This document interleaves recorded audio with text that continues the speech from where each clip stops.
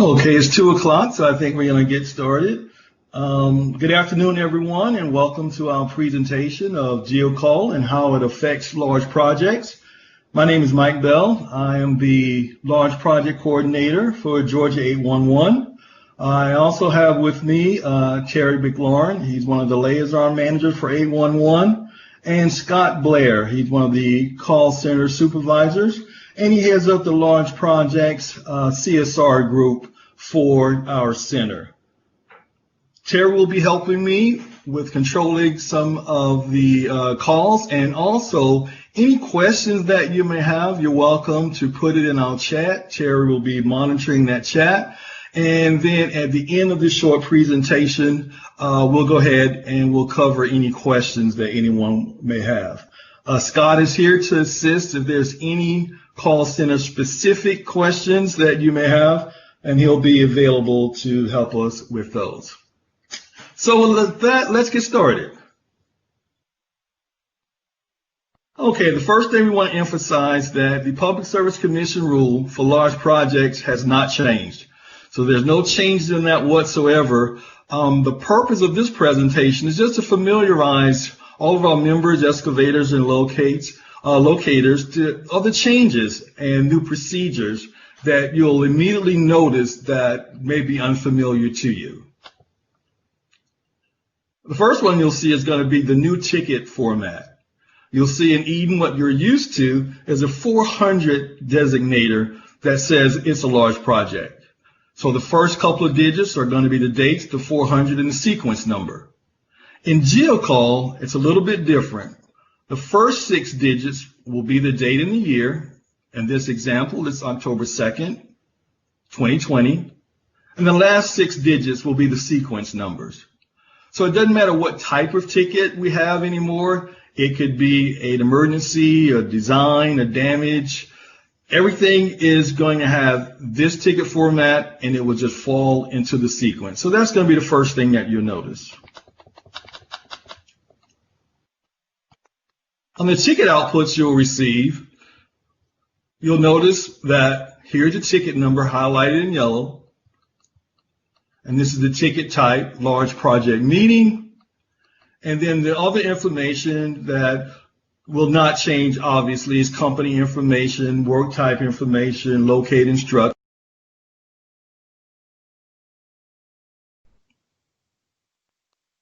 So let's start with the large project meeting notice. In Eden, you know you have 2 responses that's required. Your first response is basically saying yes or no, I will not attend the meeting. And then once you attend the meeting, then you respond again, basically saying, yes, I agree to treat as a large project, no, I won't. And then you have 2 business days to actually respond to those meetings. In GeoCall, it's going to be a little bit different. For GeoCall, there's only 1 crisp response required for the meeting notice. And you'll do that within 2 business days. That haven't changed. But what's new is that this will actually expire right after the meeting. So you'll have the meeting notice, and after the meeting, the ticket will actually expire. And so with that, there can't be any more responses to press once the meeting is completed. And we'll cover that a little bit more in detail, just kind of let you know what actually happens after that.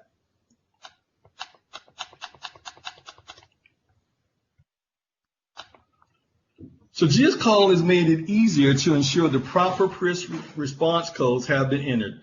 Only the appropriate responses will be available in GeoCall for LP tickets. So what do we mean by that? Here are the available press codes for the meeting notice. Now, for those of you who are familiar with the Eden system and the press codes, you will know that there's actually 10 codes in the 10 series for large projects. Not only do they have meeting date and time accepted, we have 10C, which basically says the assignment that the meeting was agreed upon, or that a large project, was agreed upon or wasn't. So there's a lot of other codes in there that are not specific to the meeting notice, and that has caused problems in the past. again, with agreeing to treat as large project to a meeting that has not yet occurred. So anyway, what happens here is that we've made it where these 4 codes are the only ones that will be available. And so I'm going to go ahead and show this to you real quickly. I'm going to pull up a ticket in the web entry portal here.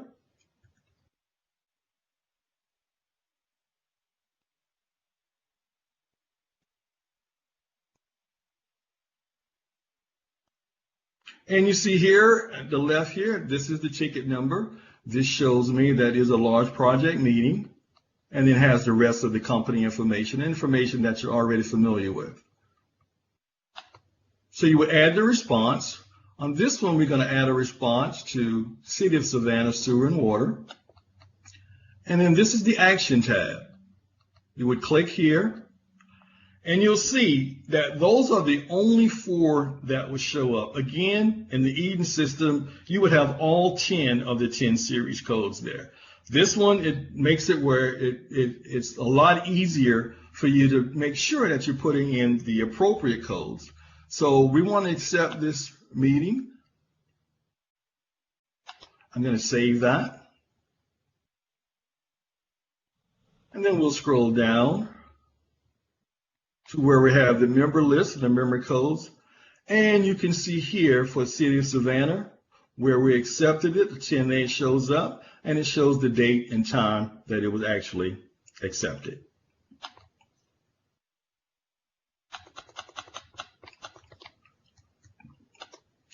And now we're going to move on to the large project excavation notice. And you know that this is the same ticket. The LP meeting notice and the excavation ticket, it doesn't change. The ticket number is the same. You respond 2 days, whether or not you agree or disagree. It generates on the 3rd, and then at that point, no additional response is required. GeoCall is a little bit different. As you notice, I said for the LP meeting notice, right after the meeting, the actual ticket will expire. So in GeoCall, for your excavation notice, a new ticket number will be generated, and that will be generated just after midnight, the day of the meeting. It requires one initial response for those signing the marking agreement. These responses will carry over once the LP is renewed, and this will be their only response. For those who disagree to treat, then it will be a second response that's required within 2 business days, and we'll go over that as well. And again, this shows the ticket output, and I wanted to show you here that is a large project excavation notice, and this is your excavation ticket number here. Here where it says previous ticket, what that tells you is that is the original large project meeting notice. So they still will be tied together. So once you get an excavation notice, even though it's a new ticket and different ticket number, it will still link to the meeting notice. So then that way, you'll pretty much know that, okay, this is my meeting notice, and now it's an excavation notice, and now it's changed to this number.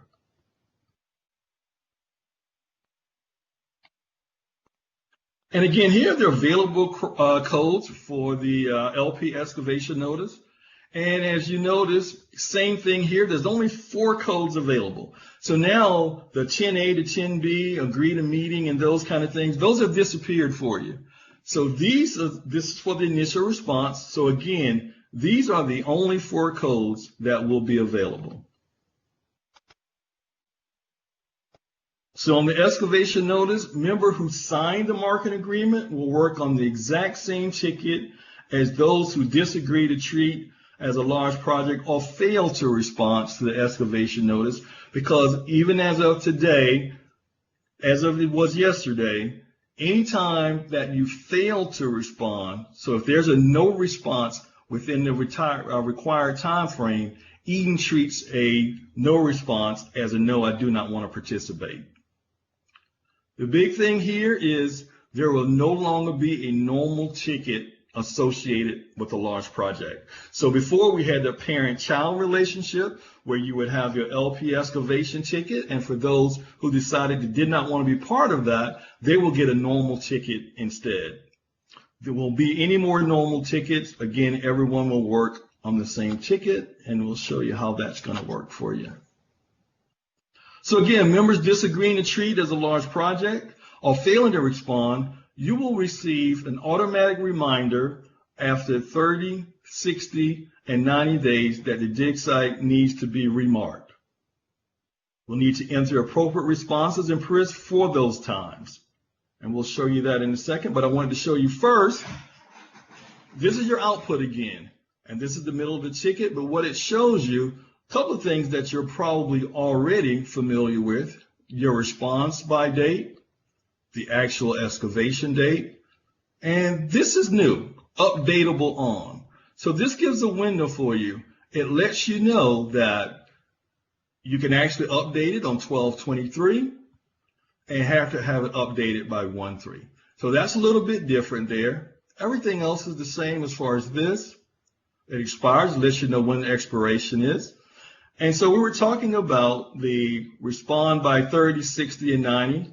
So it shows on your ticket, it lets you know for those, again, who disagree to treat as a large project or fail to respond, that the responses are going to be required just like you would the normal ticket. And so when you look at that, you'll see basically that all of these will expire just before midnight. But you don't have to remember these because these will be on the output, and Georgia 811 will send a reminder prior to these days to let you know that the ticket needs to be updated. So let's look at some of that.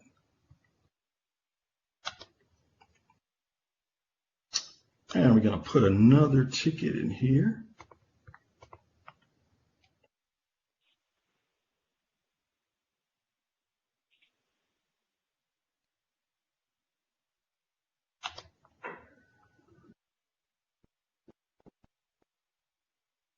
Okay, so on this ticket, we see here ticket type, large project excavation. We have the actual ticket number that I just put in. And the previous ticket lets me know that this was my meeting notice. And so again, we go to add response. And this one is going to be for Gwinnett County Public Utilities. We look at our action code. And you see here now that this is going to be where we saying we've gone to the meeting and now we have a decision to make. Are we going to treat as a large project or not? Again, these are the codes that's going to show up in the system for you. So it cuts down on the chance that you could actually put in the wrong type of codes by not having to choose all 10. So on this one, we'll save. We'll try that again.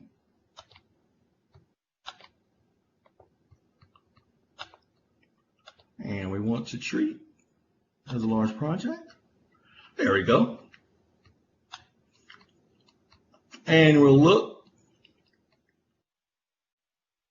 for our members. And you see here for Gwinnett County Public Utilities, where we agreed to treat as large projects. So that's where all of our responses will be with date and time stamp.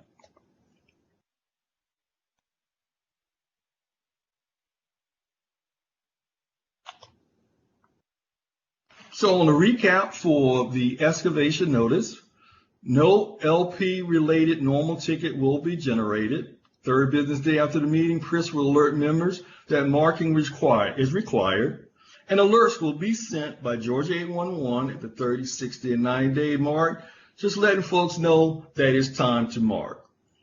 So in saying that, let's look again.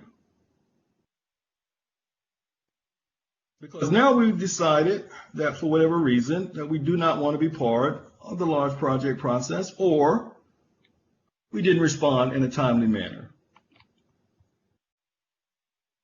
And so again, here we have large project excavation ticket. Here's our ticket number. Our previous letting us know that this is our meeting notice ticket. And again, we'll go with Gwinnett County Public Utilities. And you see now that it's changed. You can't no longer put in any of the 10 codes because that time has gone by. So this is the time that you're going to actually mark. So you'll put in 1A mark or no conflict or whatever the applicable response code should be. So we'll put that in and we'll save it. And we'll scroll down. And you can see the system actually put in some late responses and different things on there. But you can see where we put in the code that basically for Gwinnett County that we were going to mark according to 2596. And that's our 1A marked or whatever the applicable code will be. And just wanted to show you something really quickly, because you don't have, if you want to check the PRIS responses, you don't have to actually log in. Where I logged in over here, you don't really have to log in if you just want to check. So I'll take the very first ticket that I showed you guys. And we'll search. And again, if we come down to the body, we'll see the date and time and how it was responded to. So for the excavators, contractors, if you want to see what was actually timely entered into PRIS, again, you don't have to log into the system. You can just put the ticket number in and it'll tell you what was put in and it'll tell you when that happened. So let's go to updates real quick. Now, you know these as restakes or renewals, but the updates, renewals of large projects will no longer be available via web entry. It used to be that once a ticket was created by our contact center, then a renewal, web users could go ahead and renew the ticket. For GeoCall, any actions related to large projects must be called into our contact center. With this being so new and the changes and whatnot, we figured it's probably going to be easier just to have everything come through the center. Now, there are some exceptions. Of course, the PRIS responses, just like what we just went through, and the large project online request form. That's still available for anyone who don't want to call and want to fill out that request form. And then one of the large project CSRs will call with the ticket number and verify the information that was on the form. So those are still available to you. So just know that anytime you need to call in the large project or renew the large project, that must come through our contact center. And some good news, LP requests can now be updated, renewed up to 5 business days in advance of the expiration date. Before, it was 3 days. And so we've taken that and we've stretched that out a little bit so that for folks that's planning maybe vacations or just different things, they know they've got to maybe update some tickets before they leave. It just makes it where it's just not so confining and just give them a larger space, a bigger window there that they can actually go ahead and renew their tickets. I want to talk a little bit about the search in GeoCall for your tickets because GeoCall will officially launch on Thursday the 15th, so that's 2 days from now. And of course, there'll still be tickets being entered into the system today, tomorrow, and it'll be entered into the system using the Eden ticket numbers, obviously. So for an LP meeting notice, if you wanted to search for that ticket in GeoCall, then you would just put the actual LP number. If that meeting notice has already converted to an excavation notice, let's say you don't have that excavation notice, but you have the meeting notice and you're not really sure. So what will happen is you add the suffix LPM. So for an example, your meeting notice 001, and let's say you go to pull it up and you know it's a legitimate ticket, it doesn't show up, then figure that it may have already converted to an excavation notice, and if it has, then you put the dash LPM, and then it will bring that ticket notice up for you. So any LP excavation notice and normal associated tickets will keep their identifier, and it will have that identifier until it's actually renewed, and then it will renew into the GeoCall sequence of numbers. So just a couple of differences that we highlighted. Again, PSC rule for large project has not changed. But now there will be no more normal tickets. That's an Eden function. Renew via web entry, also an Eden function, no longer in GeoCall or not in GeoCall. Renew up to 3 days. That's no longer applicable because in GeoCall you have up to 5 days. The new ticket format. And again, we have 30, 60, and 90-day automatic reminders that will remind anyone who has decided that they're not going to agree to a large project or again fail to respond in a timely manner. Then that response will go out letting them know that you need to go ahead and respond to press and mark the area in question. So with that, this webinar will be available on the Georgia 811 website shortly. And of course, if there's any questions about this or anything to do with large projects, you can give me a call. My number is there, 770-286-1886, or you can go ahead and send me an email, and I will respond to that. So Terry, do we have any questions in the queue that we need to answer?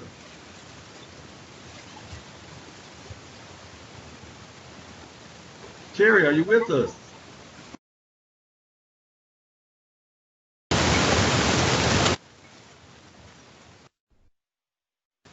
Oops. Did we lose Terry?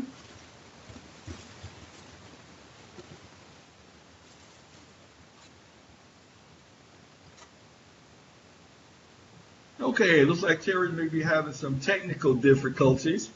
So does anyone have a question? You could go ahead and unmute yourself and ask the question, and we'll do that.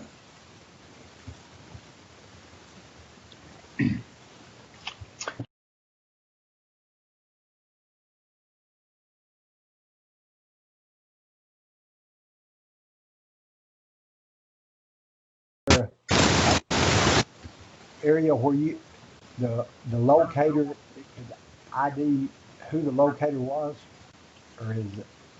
I'm sorry. Could you say again? There's a lot of static. Looks like we have here. Okay, yeah, I was wondering, does the new tickets will it actually have an area that will ID who the locator was? No, it won't identify who the locator was. Again, our tickets will actually show the organization, and we'll have the numbers as far as LP, or if there's damage, there's usually 800 numbers, but it won't say who the actual locator was, because a lot of our members do use third-party locators. Right. And so they go strictly to the member. So, for instance, an AT&T. We would deal direct with AT&T. So if there was a problem with one of the responses, then that would go to AT&T, and then in turn they would go ahead and they would contact their third-party locator, whoever that might be. Oh, okay. Okay. Okay, Mike, I'm here. Can you hear me? Oh, there you go, Terry. Yeah, sorry about that. Have a little mic malfunction again. But I did get one question from Doug Griffin. Isn't the ticket format on slide 16 the old Eaton coding? Slide 16. Yes, those are the Eden tickets that we basically would search for, because what will happen is we're going to import those tickets over, because there's going to be an active ticket. So we'll import your ticket over. And so to look for it in GeoCall, it'll have the old Eden format, and it'll keep that format so you can find that ticket.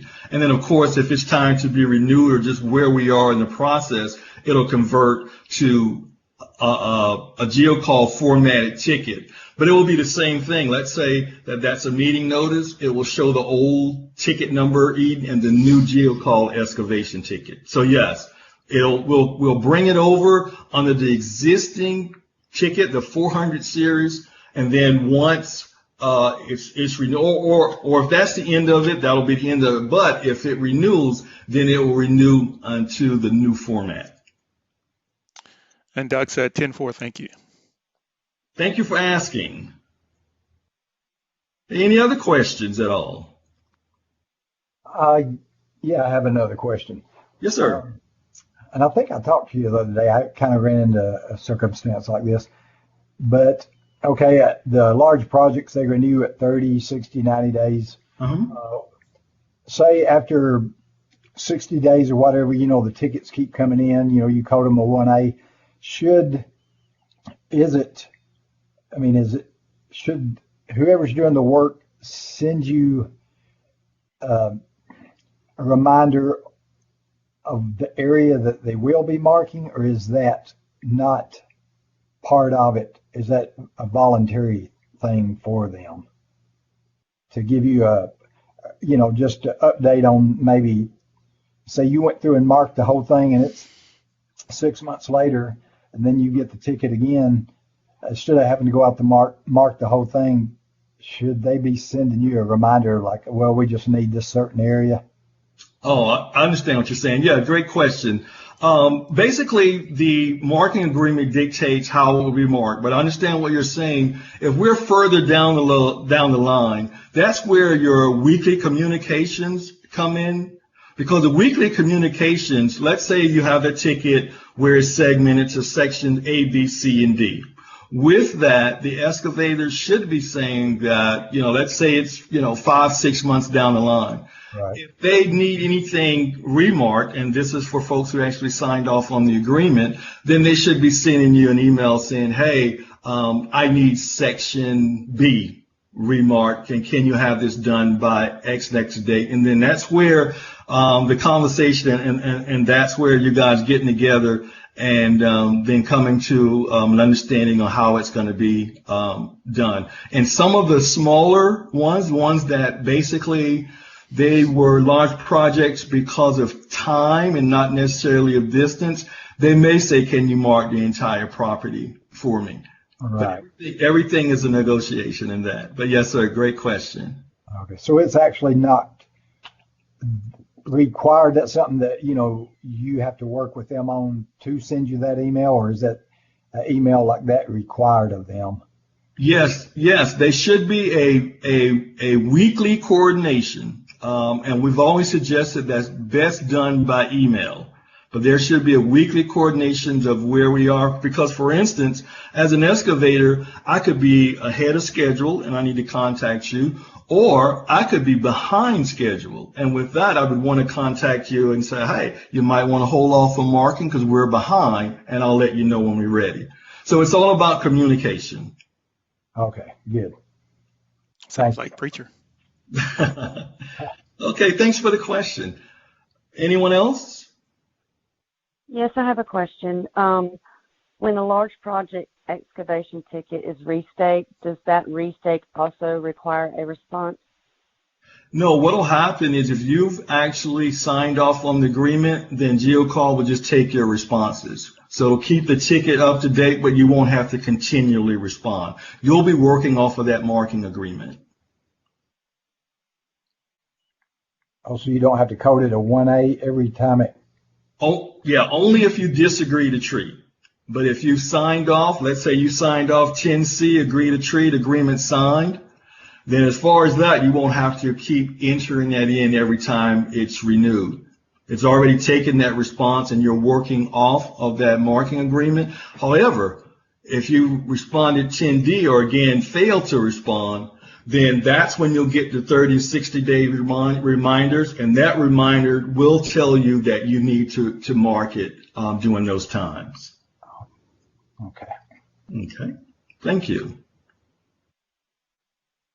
Yes. Anyone else?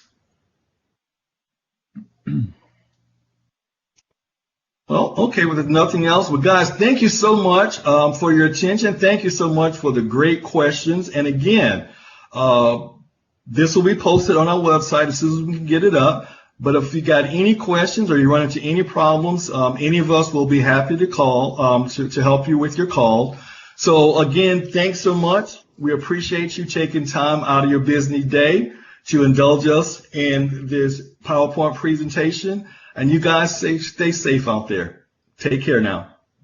Thank you. Bye-bye.